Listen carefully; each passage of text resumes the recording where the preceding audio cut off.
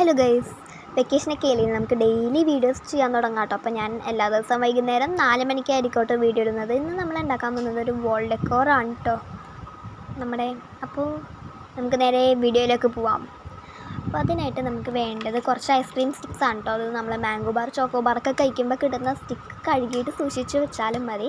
അല്ലെങ്കിൽ ഈ ice cream stick നമുക്ക് സെപ്പറേറ്റ് ആയിട്ട് കടയിൽ വാങ്ങാൻ കിട്ടും കേട്ടോ. നമുക്കത് വീടിൻ്റെ ഷേപ്പിൽ അറേഞ്ച് ചെയ്തിട്ട് നമുക്കിനി അതൊന്ന് ഒട്ടിച്ചെടുക്കാം. അപ്പോൾ ഗൈസ്, ഞാൻ ഇവിടെ ഒട്ടിച്ചെടുത്തിട്ടുണ്ട്. ഒട്ടിക്കാനായിട്ട് ഞാൻ യൂസ് ചെയ്തത് ഫെവി ബോണ്ടാണ് കേട്ടോ. ഇത് 25 ml 30 രൂപയാണ് കേട്ടോ ആയത്, 30. അപ്പോൾ നമുക്കിതിൽ പെയിൻറ്റ് ചെയ്തെടുക്കണം. അപ്പോൾ മേൽക്കൂരക്കും പെയിൻറ്റ് ചെയ്യണം, അതേപോലെ തന്നെ നമ്മുടെ ചുമരിനും പെയിൻറ്റ് ചെയ്യണം കേട്ടോ. അപ്പോൾ മേൽക്കൂരക്ക് ഞാൻ കൊടുക്കുന്നത് ബ്രൗൺ കളറും ചുമരിന് ഞാൻ കൊടുക്കുന്നത് യെല്ലോ കളറുമാണ് കേട്ടോ. നമുക്ക് പെയിൻ്റ് അടിച്ചെടുക്കാം കേട്ടോ.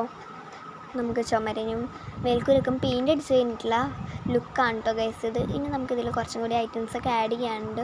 അപ്പോൾ അതിനൊരിത്തിരിയും കൂടി ഗമ്മ് കൊടുക്കാം കേട്ടോ. നമുക്ക് ഒരിത്തിരിയും കൂടി ഗമ്മ് കൊടുക്കാൻ എന്ത് ഉപയോഗിക്കുമെന്ന് ഞാൻ ആലോചിച്ചുകൊണ്ടിരിക്കുമ്പോഴാണ് എനിക്ക് കിട്ടിയത് ഫോം ഫ്ലവേഴ്സ് എൻ്റെ ഉണ്ടായിരുന്ന കാര്യം ഞാൻ ഓർത്തത്. അപ്പം ഞാനത് നേരെ എടുത്തുകൊണ്ട് വന്നു. അപ്പം ഞാൻ ആദ്യം കരുതി 2 എടുത്തിട്ട് ഇങ്ങനെ ഒട്ടിക്കാമെന്ന്, മേൽക്കൂരയുടെ സെൻറ്ററായിട്ട് ഒട്ടിക്കാമെന്ന് വിചാരിച്ചു. പക്ഷെ എനിക്കത് ഇഷ്ടപ്പെട്ടില്ല. പിന്നെ ഞാൻ കരുതി നമ്മുടെ ചുമരിൻ്റെ അവിടെ ഒട്ടിക്കാമെന്ന് കരുതി.